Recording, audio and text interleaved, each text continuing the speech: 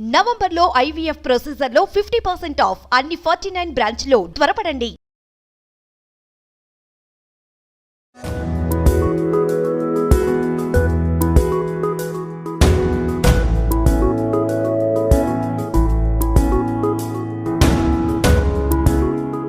Welcome to Mom's kitchen.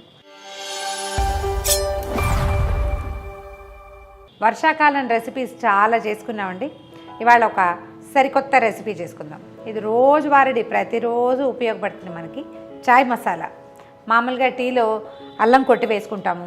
నేను fresh పుదీనా కూడా వేసుకుంటానండి. సొంటి పొడి ఉంటే అది వేస్తాము. ఒక్కొక్కళ్ళు ఒక రకం ఏలక్కాయలు కొట్టి వేసుకునేవాళ్ళు కొంతమంది. ఏలక్కాయలు తర్వాత ఏమో మన లవంగాలు కొంచెం దాల్చిన చెక్క వేస్తే మసాలాదార్ చాయ్ లాంటి ఒక మంచి ఫీల్ వస్తుంది. మనం వేరేవేమీ కొనుక్కోకర్లేదు. ఇంట్లో ఉన్న మసాలా దినుసులతోటి చేసేసుకోవచ్చు. పచ్చి వాటితోటి చేయొచ్చు, వేయించి చేయొచ్చు అండి. వేపిన దాని రుచి వేరు, పచ్చివాటి రుచి వేరు. అండ్ టీలో అవి యాడ్ చేసే విధానం కూడా వేరు. ఒకవేళ మనం పచ్చి దినుసులు అంటే మనం అప్పటికప్పుడు పచ్చివి వస్తువుల్ని కనుక మసాలాలు వేస్తే కనుక టీలో మొదట ఏం చేస్తాం, ఓ ఏలక్కాయ, ఓ లవంగము, తర్వాత కుదిరితే ఓ చిన్న దాల్చిన చెక్క ముక్క, అల్లం ముక్క దంచేసి నీటిలో వేసి ఆ మరుగుతున్న నీళ్ళల్లో టీ పొడి వేసి అవి బాగా మరిగాక అందులో పాలు పోసుకుంటాం.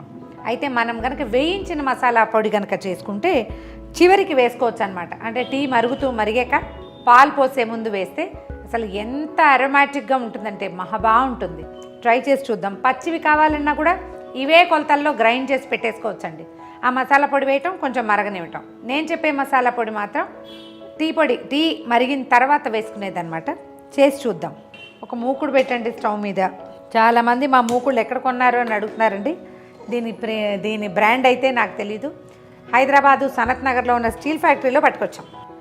ఓ 40 గ్రామ్స్ ఏలక్కాయలతో పాటుగా ఓ 20 గ్రాములు లవంగాలు, 10 గ్రాముల మిరియాలు, 10 గ్రాముల దాల్చిన చెక్క.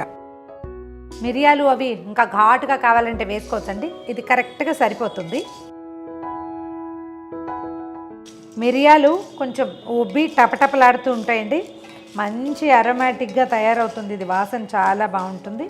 ఈ సమయంలో తీసేద్దాం.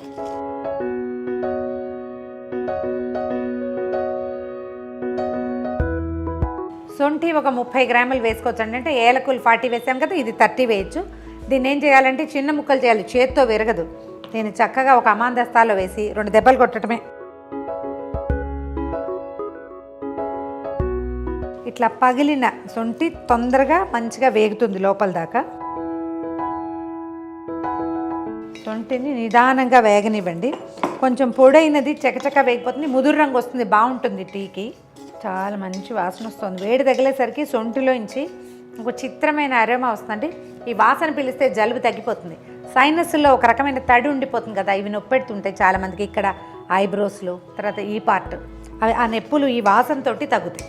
ఒక్క జాజికాయ అది వేయండి. జాపత్రి కూడా వేసుకోవచ్చండి. కొంచెం జాపత్రి వాసన కాస్త ఇరిటేటింగ్గా ఉంటుంది, కొంతమందికి సూట్ కాదు. వాళ్ళు మానేయండి, లేకపోతే వేసుకోవచ్చు. ఒకవేళ మన దగ్గర ఉంటే, ఇది సీజన్ కాదు, వర్షాలు వచ్చేసాయి కదా, ఈ తులసివి విత్తనాలు ఉంటాయి, అవి కూడా వేసి వేయించేసుకుంటే వాసన చాలా బాగుంటుంది. కొంచెం కమ్మని వాసన వచ్చేదాకా వేయిద్దాం.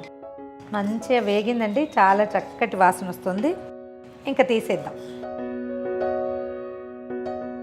దినుసులు కొంచెం చల్లారనిచ్చి గ్రైండ్ చేసేద్దాం. బ్రహ్మాండమైన వాసన వస్తుందండి. చూడండి ఇది ఎలా వచ్చిందో.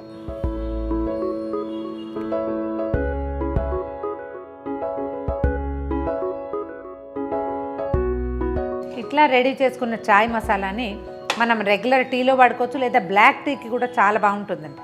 సింపుల్ బ్లాక్ టీ కూడా ఒక గ్లాస్ నీళ్ళు పెట్టడం, చాయ్ పత్తా చాలా కొద్దిగా వేయటం, అది దింపే ముందు ఇది కొంచెం వేసుకోవటం, చక్కగా వడబోసేసి ఒక చుక్కన లెమన్ జ్యూస్ వేసుకుంటే తేనె లేకపోతే పంచదార, అవి రెండూ వద్దనుకుంటే డైరెక్ట్గా బ్లాక్ టీ తాగేయండి.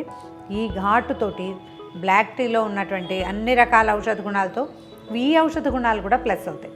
చాయ్ పత్తాలో దీన్ని కలిపేసి పెట్టేసుకోవచ్చు, లేదా చివరికి వేసుకోవచ్చు. ట్రై చేసి చూడండి. ఈ వీడియో కనుక మీకు నచ్చినట్లయితే లైక్ చేయండి, షేర్ చేయండి.